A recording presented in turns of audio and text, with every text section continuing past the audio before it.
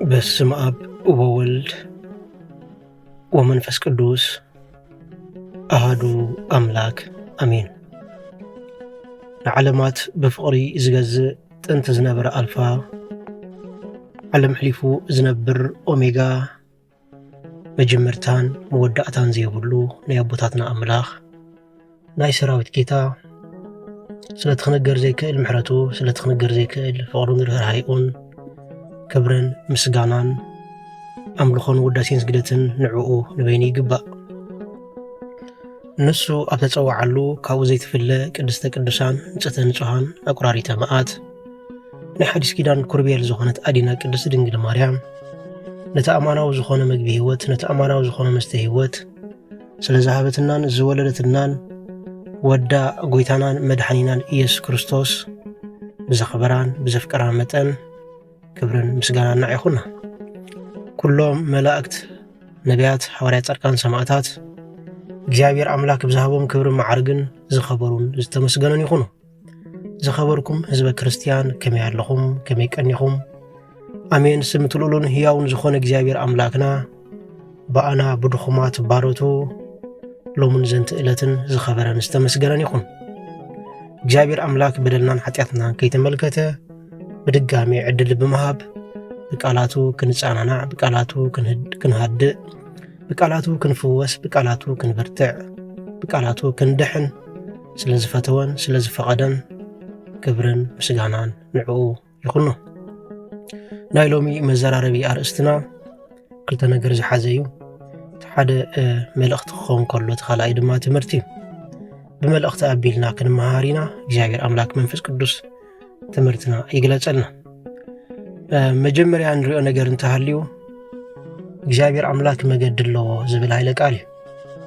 እግዚአብሔር አምላክ በባሕሪ እግዚአብሔር አምላክ ብሰማይ እግዚአብሔር አምላክ ብምድሪ እግዚአብሔር አምላክ ኣብ ዝተፈላለየ ቦታ ኣብ ህይወት ዘለውን ዘይብሉን እግዚአብሔር አምላክ ክሳብ ጫፍ ምዕራብ ክሳብ ጫፍ ምብራቕ ክሳብ ጫፍ ሰሜን ክሳብ ጫፍ ደቡብ ክሳብ ኣብ ሲኦል ክሳብ ኣብ ገነት ኣብ ዝተፈላለየ ቦታ እግዚአብሔር አምላክ መንገዲ ኣለዎ። እግዚአብሔር አምላክ ኣብዚ ቦታ እዚ የለን ኢልካ ተዛረቦ ነገር የለን። እግዚአብሔር አምላክ ንዕኡ ዝጽጉሞ ነገር የለን። እግዚአብሔር አምላክ ብኹነታት ኣይግደብን እዩ። ስለዚ እግዚአብሔር አምላክ መገዲ ኣለዎ ብባሕሪ ብውቅያኖስ ብዝተፈላለየ መገዲ እወ ከምቲ ኣብ ወደሳ ማርያም ተባሂሉ ዘሎ ኣብቲ ብዙሕ ርክሰት ዘለዎ ብዙሕ ጽጋ ኣምላኽ ኣሎ ከም ዝተባሃለ እግዚአብሔር አምላክ ኣብ ዘይብሉ ቦታ የለን ወገናተይ። ሎሚ ድማ ብዛዕባ ሓደ ኣተኩሮ ዝረኣናዮ ነገር ኢና ክንዘራረብ። ቅድሚኡ ግን እግዚአብሔር አምላክ መገዲ ኣለዎ ንዝክር እንተኾይና ፀራግ መገዲ ዝበሃል ዮሃንስ መጥምቅ ካብ ኣንስቲ ካብ ዝተወልዱ ዘበለ ንዕኡ ዝመስል ክሳብ ሕጂ ዘይተወልደ እወ ንበይኑ ኣብ ምድረ በዳ ዝነብር ዝነበረ ኣዲኡ ብሞት ምኽንያት ኣብ ምድረ በዳ ገዲፋቱ እንሆ ህይወቱ ኣብ ጫካ ዘሕለፈ እወ እዚ ቅዱስ ኣቦ እዚ ዝብለና ነገር ኣለዎ። እንተሪእና ታሪኹ ኣዝዩ ዝደምም እዩ። ዮሃንስ መጥምቅ ምስቶም ሄሮዶስ ቆትሎም ተሓሲቦም ዝነበሩ ህፃናት ንስክላእ ዝደሓነ ብስደት ኣቢሉ ናብ ምድረ በዳ ዝወፀ ምስ ኣዲኡ ኣብ ሕቑፉ ኣዲኡ ዝወፀ ህፃን እዩ። ነገር ግን ናይ ነገር ተፈጥሮ ኮይኑ ኣዲኡ ኣብ ምድረ በዳ እንከላ ኣብ ስደት እንከላ ካብዚ ዓለም እዚኣ ገዲፋቱ ከም ዝኸደት መዛግብቲ ታሪኽ ይነግረና። በቲ ኮይኑ በቲ ዮሃንስ መጥምቅ ካብ ኣቦኡ ቅዱስ ካህን ዘካርያስ ካብ ኣዲኡ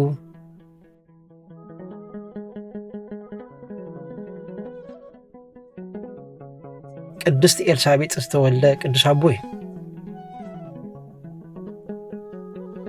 ስለዚ ናይዚ ኣቦና ታሪኽ እንተሪእና ኣዝዩ ዝደምም እዩ።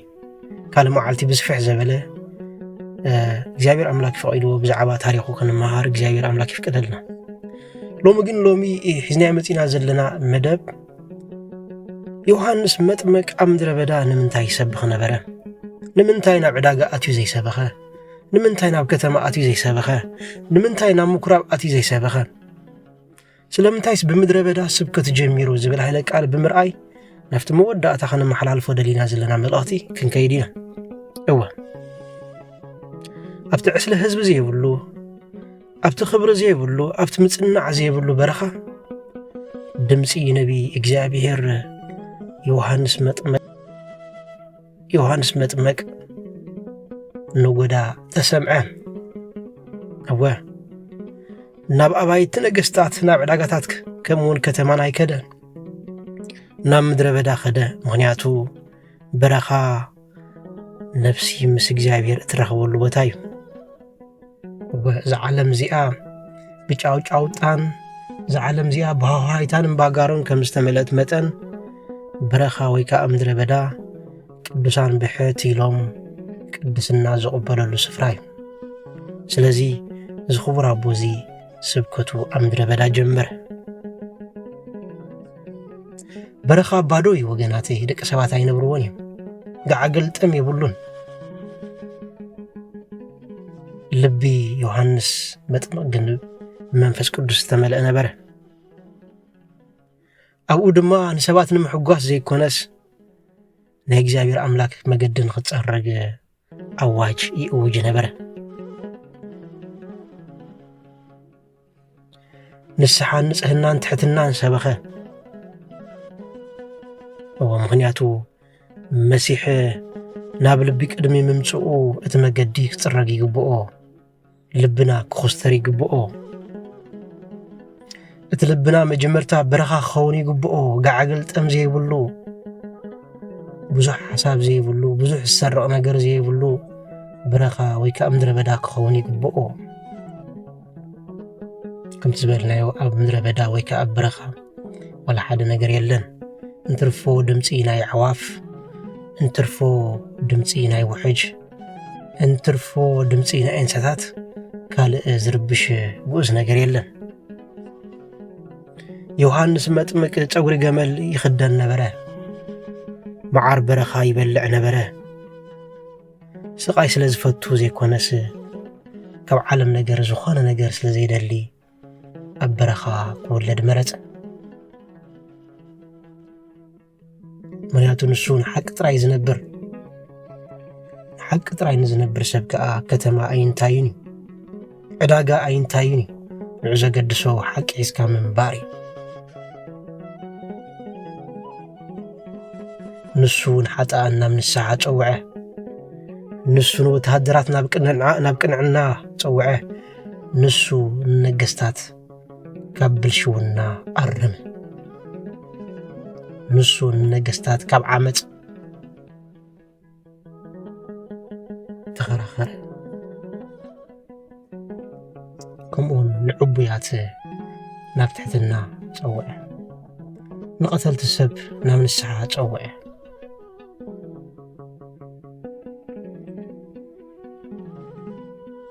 ካብ ዝገርም ትሕትና ናይ ዮሃንስ መጥምቅ ምስ ንርኢ ጎይታናን መድሓኒናን ኢየሱስ ክርስቶስ ነሆ ናብ ሩያ ዮርዳኖስ ኣቢሉ ኣብ ዝመጸሉ ግዜ ነሆ እቲ ሓጢኣት ዓለም ዘርሕቕ ገንሸል ብምባል ነሆ ኣነ እኳ ስረኻ ሰኣኑ ክፈትሕ ወይ ከዓ ክኣስር ዘይክእል ድኹም ፍጥረት እየ ብምባል ፍግም ኢሉ ሰገደሉ። ክብሪ ምስጋና ንእግዚኣብሔር ኣምላክና ይኹኖ።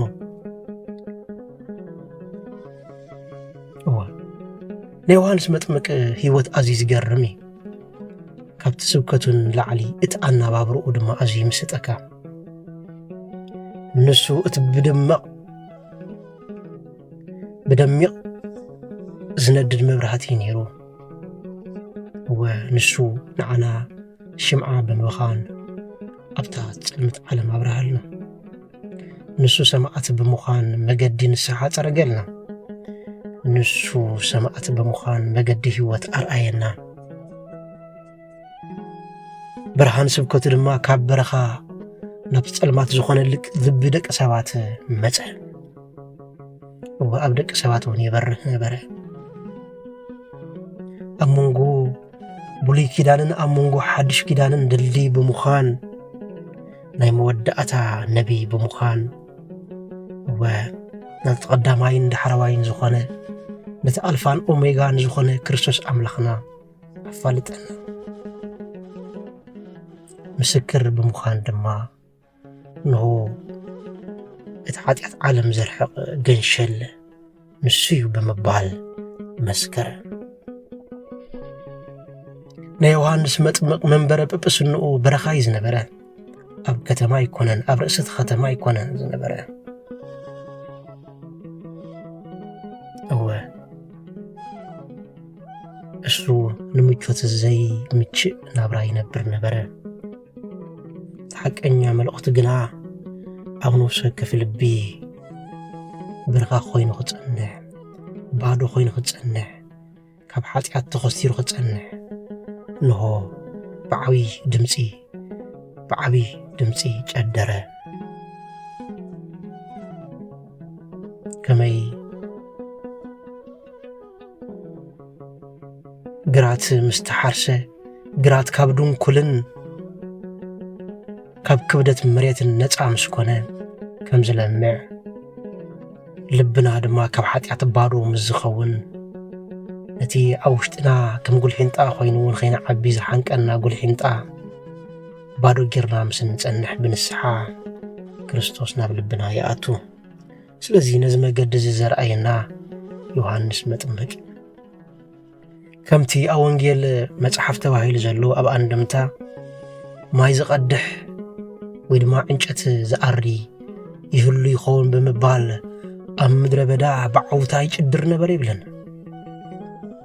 ብዓውታ ንንስሓ ዝኸውን ፍረ ኣፍርዩ ንስሓ ዝኸውን ግብሪ ግበሩ እንዳበለ ይጭድር ነበር ይብለና ገለገለ ሊቃውንቱ እውን ከይተረፉ እናቱ ለውሃት እናቱ ርህራሄ ክገልጹ ከለዉ ኣብቲ በረድ ዘለዎ ቦታ ከይተረፈ ምናልባት ዝኾነ ሰብ ኣብዚ በረድ ዝኽህሉ ይኽእል እዩ ምናልባት ዝኾነ ወዲ ሰብ ኣብዚ ቦታ ዝኽህሉ ይኽእል እዩ ብምባል ኣብቲ በረድ ዝነበሮ ቦታ እውን ከይተረፈ ይሰብኽ ከም ዝነበረ ይገልጹልና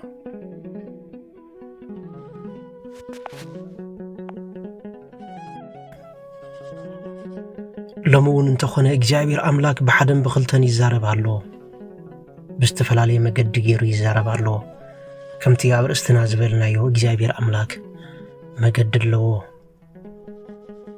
እግዚኣብሔር ኣምላክ ኣብ ርሑቕ ምስራቅ ሃገር ኣብ ጃፓን ኣብ ኮርያ ኣብ ቻይና እግዚኣብሔር ኣምላክ ኣሎ እግዚኣብሔር ኣምላክ ኣብ ርሑቕ ምዕራብ ሃገር እግዚአብሔር አምላክ አውዋሎ እግዚአብሔር አምላክ ዘይብሉ ቦታ ወላ ሓደ የለም ወገናተይ ምክንያቱ እግዚአብሔር አምላክ አንተ ነፍሱን ከይተረፈት ክድሕን ስለዝደሊ መገዱ ኣብ ኩሉ ቦታ እዩ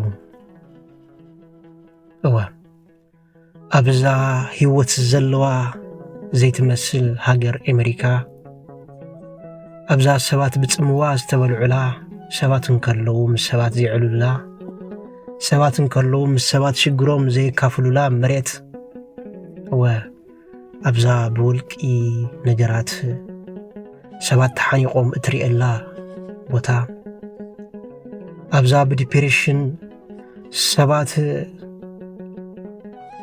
ርእሶም አድኒኖም ኣብ ዝኸዱላ ቦታ እወ ኣብዛ ከም ባርያ ከም ሮቦት ደቂ ሰባት ከም ናይ ግብጽ ስደት ድፍእ ብምባል ዝሰርሑላ ቦታ እግዚአብሔር አምላክ መገድ ኣለዎ እግዚአብሔር አምላክ ብዝተፈላለየ መገዲ ገይሩ ነቶም ክድሕኑ ዝግብኦም ደቂ ሰባት ዝኸውን ስፍራ የዳልዩ ሎሚ ሒዝና መጺና ዘለና መደብ ድማ ምናልባት ቅድሚ ሕጂ ሰሚዕና ክንከውን ንኽእል ከድና እውን ክንከውን ንኽእል በአካል እግዚአብሔር አምላክ ይመስገን ነገር ግን ገለገለ ሰባት ነዚ ዘይሰምዑ ክህልው ስለ ዝኽእሉ ኩላትና ነዚ ድምጽ እዚ ኩላትና ነዚ ሓበሬታ እዚ ክንሕብር ይግባአና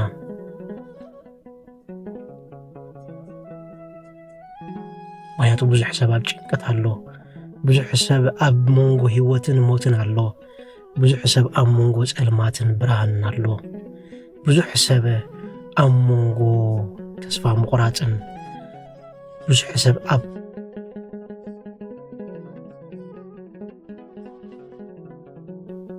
ሳፊፍሎ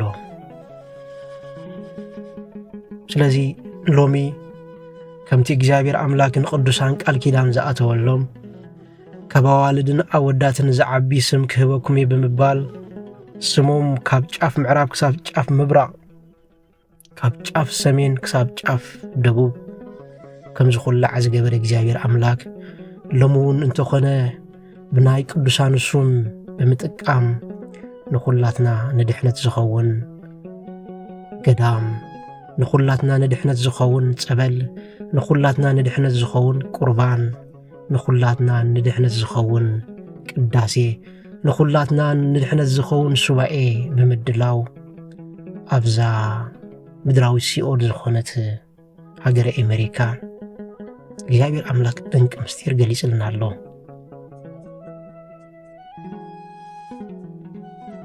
እወ ምናልባት ናብራ ናይ አሜሪካ ብስጋዊ ነገር ንዝበልጸጉ ብስጋዊ ነገር ጥራይ ንዝምልከቱ ሰባት ጽቡቕ ኮይኑ ክመስል ይኽእል እዩ። ነገር ግን ብመንፈሳዊ ዓይኒ ነገር ግን ብማሕበራዊ ናብራ ነገር ግን ብናይ ደቂ ሰባት እሴትን ብናይ ደቂ ሰባት ኣነባብራን ንዝሓስብ ሰብ ግን ኣዝዩ ኣሸጋሪ ህይወት እዩ።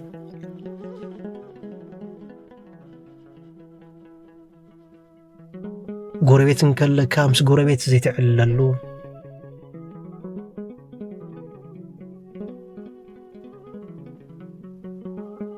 ሓውን ከለካ ምስ ሓውኻ ዘይትደጋገፈሉ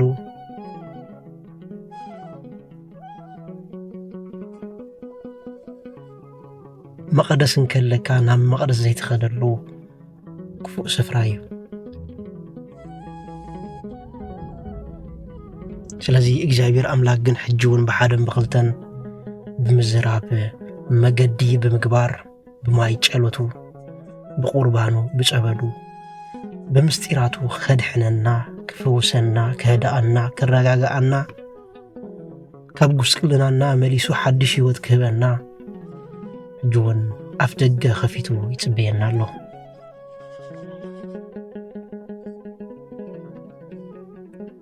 እዛ ገዳም እዚኣ ቅድስት አርሴማ ትበሃል ኣብ ሃገረ ወይ ኣብ ክፍለ ሃገር ሜሪላንድ እትርከብ ኮይና ካብቲ ምስረት ልዕሊ 7 ዓመት ዝቆፀረት ንብዙሓት ተጨነቁ ሰባት ተስፋ ዘስነቐት ንብዙሓት ናይ ውላድ ሽገር ዘለዎም ሰባት ውላድ ዝሕቐፈት ንብዙሓት ናይ ኣእምሮ ጸገም ገይሮም ናብ ልበኖኦም ናብ ኣእምሮኦም ዝመለሰት ቅድስቲ ስፍራ እያ።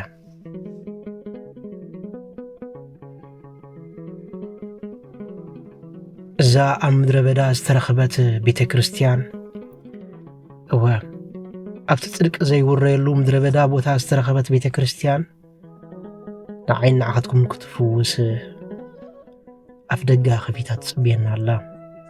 ምናልባት ብኣዋጅ እኳ እንተዘይኮነ ሓደ ክልተ ብምዃን ብምኻድ ክሳብቲ ስሩዕ ዝኾነ ኣገልግሎት ዝጅምር ክሳብቲ ጽርግያ ብዝግባእ ተሰሪሕሉ ኩሉ ኣብ ኣሜሪካን ኣብ ካናዳን ዘሎ ሰብ መጺኡ ክሳብ ዝነግዳ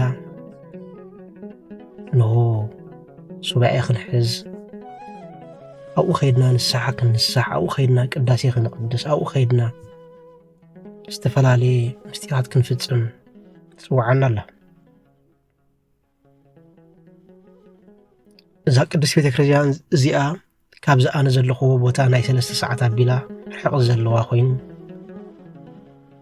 ዝተፈላለዩ ነጋዶ ዝመጹላ ካብ ዝተፈላለየ ናይ ኣሜሪካ ስቴት ዝመጹላ ቦታ እያ። ስለዚ መዓልቲ ከይቆጸርና ዕለት ከይቆጸርና ግዜ ኣብ ዝረኸብናሉ ግዜ ዕረፍቲ ብዘለና ግዜ ኣብቲ ቦታቲ ብምኻድ ኣብቲ ቦታቲ ብምርካብ ንነፍስና ነድሕና ኣብቲ ቦታቲ ምስ ከድና ልዕሊ እቲ ዘለናዮ ብኣሽሓት ዕጽፊ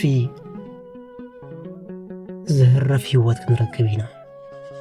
زحج زلنا هو تمنزيرو تشريفو أشحات هو تكفتر لنا يو تمابانا زلو نايت المات منافستي كم تكي كبنو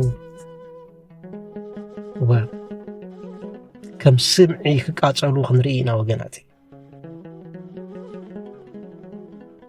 أجرجن بأكل كيدنا نفتو وتامسن صنح كابزن الزهر وزلنا نلعلي بنفسنا بسجانا كنا مسجني وغناتي سلازي نزل دمس زين سمع زلنا لك كم يوهانس مطمق صراغي مجدي أبرد نزل حونا أبجاف الأسكالا نزل حونا أبجاف استفلالي عالم زلو حونا بمنقر في اللايد ما أب كندا أمريكان زلو وغناتنا بمنقر أبزي نايت عبر وتازي خيدنا بتقرنف مجد زي كونس ببزت عملنا مجدي بمخات سبعي كنحز سأبل كنت أمغ كبقى قدوس كنقبع و قربان كون قرب مثل نفسنا بصمنا خنزرارب نخالينا نالوات كن كيد ندل سوات انتهالينا هو اب كومنت صحافوا لنا مو اتادراشا خنبوكمينا نابزوت هذا خيدنا زلنا كل الشجرات زلنا كل الصقمات تحت እግዚአብሔር አምላክን ቅድስት አርሴማን እንገራ አብታሕቲ እግዚአብሔር አምላክን ካህናት አቦታትና እንገረም ሽዑ ኩል ዝነበረ ጸገማትና ኩል ዝነበረ ሽግራትና ነበርያ ነበረ ክኸውን ነው በአካል ንምስካር ድማ ክንበቅዕና ስለዚ ወገናተይ ነው በዚ ነገር እዚ أزينا تقديسنا ننفسنا خوينا كالو سوات نخندحن نابزو تازي نتاج أني أوازلو نفسي نتاج خيما زلا نفسي نابزو تازي كتهدم كم زلوا نابزو هو تازي اختملت كم زلوا بمحساب لنفسنا ندحن نوقناتنا ندحن نقربتنا ندحن نفتوتنا ندحن هو